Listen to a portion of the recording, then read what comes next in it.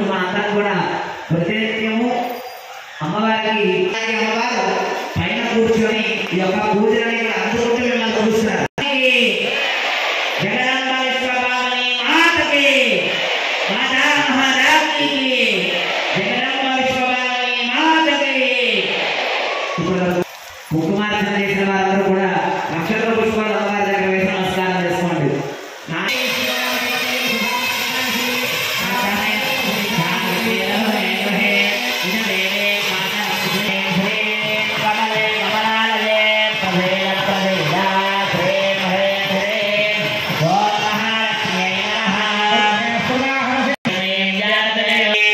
ప్రసీద ప్రసీద